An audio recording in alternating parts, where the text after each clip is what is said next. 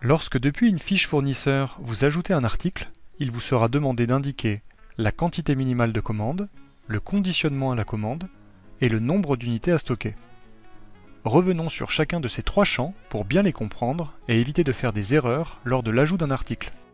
Le champ conditionnement à la commande est un champ texte libre où vous devez renseigner le conditionnement associé au produit que vous ajoutez.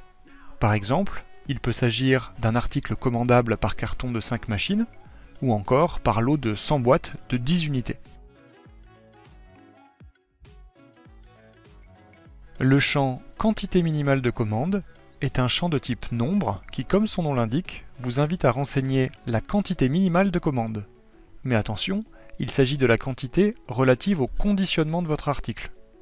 Si je reprends mes exemples précédents, un article qui n'est vendu par votre fournisseur que par carton de 5, alors une quantité minimale de commande de 1 signifie que je peux commander à minima un carton de 5 articles. Une quantité minimale de commande de 2 signifie que je peux commander à minima 2 cartons de 5 articles, et ainsi de suite. Pour mon article correspondant à une boîte de 10 unités qui n'est commandable chez mon fournisseur que par lot de 100 boîtes, alors une quantité minimale de commande de 1 signifie que je peux commander à minima un lot de 100 boîtes de 10 unités, une quantité minimale de commande de 2 signifie que je peux commander à minima 2 lots de 100 boîtes de 10 unités, et ainsi de suite.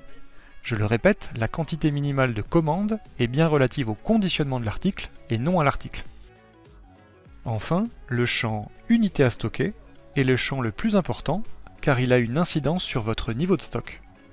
Il s'agit d'un champ de type nombre où vous devez renseigner le nombre d'articles que vous souhaitez ajouter à votre stock par rapport au conditionnement renseigné. Ce champ n'a aucun rapport avec le champ quantité minimale de commande, il a un rapport seulement avec le champ conditionnement à la commande.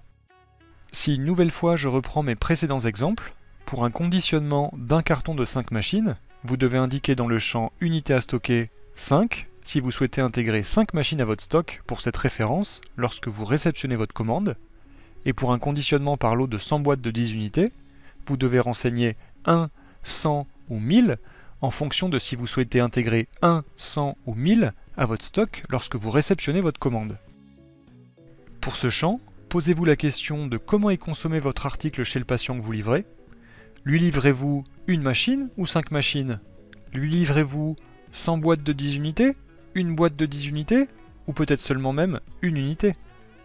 En général, le code LPP associé à votre produit doit vous aider car il vous précise la quantité facturable correspondante. Par exemple, il peut s'agir d'un code LPP associé à une boîte de 10 pansements. Autrement dit, dans ce cas, il s'agira d'indiquer le nombre de boîtes à stocker lors de la réception de votre commande.